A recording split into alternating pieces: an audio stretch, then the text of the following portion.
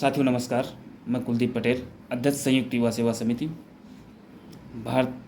साथियों, भारतीय जनता पार्टी के द्वारा एक नारा दिया गया है, मोदी की गारंटी, जो कि मोदी जी भी अपने भाषण में कई बार ये बोलते हैं कि भ्रष्टाचार हटाओ। इतनी बेशर्मी से इतना बड़ा झूठ सिर्फ वही व्यक्ति बोल सकता है जो ये मानकर बैठा हो कि इस देश की सारी जनता बेवकूफ़ है और हम जो बोलेंगे जनता उसे मान लेगी। इस मोदी की गारंटी की जो असलियत और सच्चाई है, आइए एक बार उस पर आप सबको बताते हैं। हेमंत बिश्व शर्मा 10,000 करोड़ रुपए शारदा स्कैम का आरोपी जो आज भाजपा में शामिल है। नवीन जिंदल 21,000 करोड़ का स्कैम जो आज भाजपा में शामिल है। अशोक चौहान जो आदर्श हाउसिंग सोसाइटी स्कैम का आरोपी अब बीजेपी में शामिल है।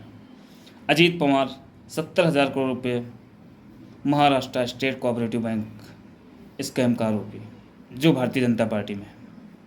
प्रफुल्ल पटेल 30,000 करोड़ रुपए का एयर इंडिया स्कैम का आरोपी आज भाजपा में है।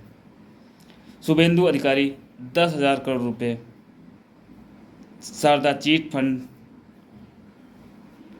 स्कैम का आरोपी आज भाजपा में है।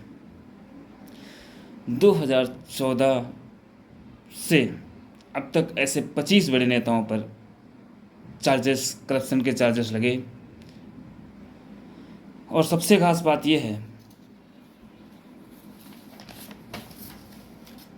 कि वो 25 नेता भारतीय जनता पार्टी में शामिल हैं। जब उन पे घोटाला या आरोप चार्जेस लगे उसके बाद वो भारतीय जनता पार्टी में शामिल हो गए। और सबसे बड़ी बात यह है कि इनमें 23 के ऊपर के सारे केस ही बंद कर दिए गए।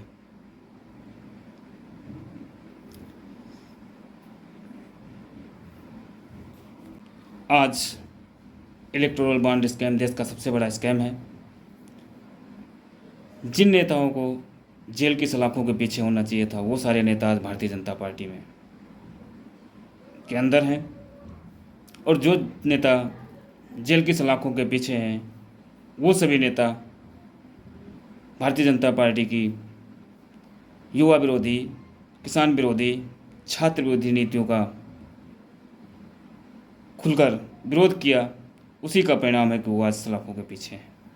साथियों, Himanta Biswa Sarma 10,000 crore Saradha chit fund scam का आरोप अब बीजेपी में है। नवीन जिंदल 21,000 करोड़ कोलगेट स्कैम का आरोप अब बीजेपी में है। Ashok Chavan Adarsh housing society scam का आरोप अब बीजेपी में है। Ajit Pawar 70,000 crore Maharashtra state cooperative bank scam का आरोप अब बीजेपी के साथ है। Praful Patel 30,000 crore Air India scam का आरोप अब बीजेपी के साथ है। Suvendu Adhikari 10,000 crore Saradha chit fund scam का आरोप अब बीजेपी में है। छोटे बस कर यार, पापा की करा पेट्रोल खत्म ही नहीं होता।